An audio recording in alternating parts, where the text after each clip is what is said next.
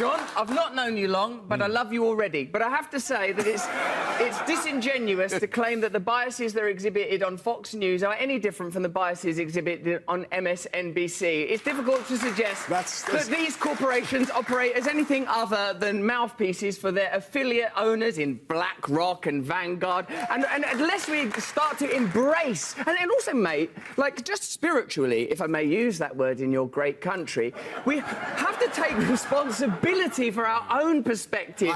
I've been on that MSNBC, mate. It was propagandist nutcrackery on there. I went on a show called Morning Joe.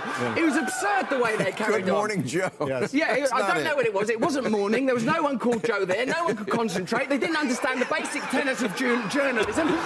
No one was willing to stick up for genuine American heroes like Edward Snowden. No one was willing to talk about Julian Assange and what he's suffered trying to bring real journalism to the American people.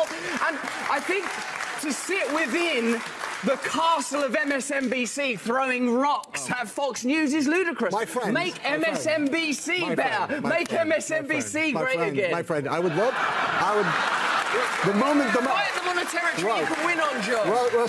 Russell, darling, the moment that you give me a specific example, an actual example... Okay, I'll give you one. Wait, just wait. Wait. Just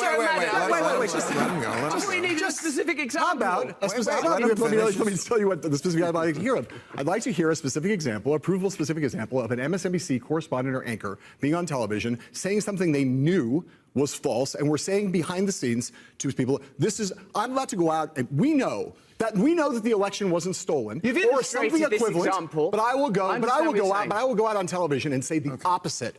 I will lie. When's my answer? Just give me the specific example. I understand the basic point. Give me a specific example.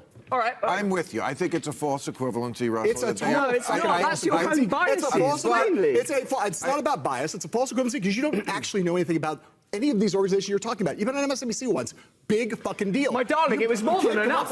You can't come up with such a you don't have a single actual fact. Do you want an example? Do you want an example? Yes. The ludicrous, outrageous criticisms of Joe Rogan around Ivermectin, deliberately referring to it as a horse medicine when they know it's an effective medicine. Yeah, that's not a bad Rachel example. Maddow turning up on the TV saying, if you take this vaccine, you're not going to get it, when it hadn't been clinically trialed for transmission. You have to listen. Do you think you can improve America by determinedly and avowedly condemning Fox News without acknowledging that you're participating in the same game? Did you not just listen to Bernie Sanders, someone who plainly, legitimately believes in this country and believes it's possible to change, but is bound by corruption, is bound by the lobbying system?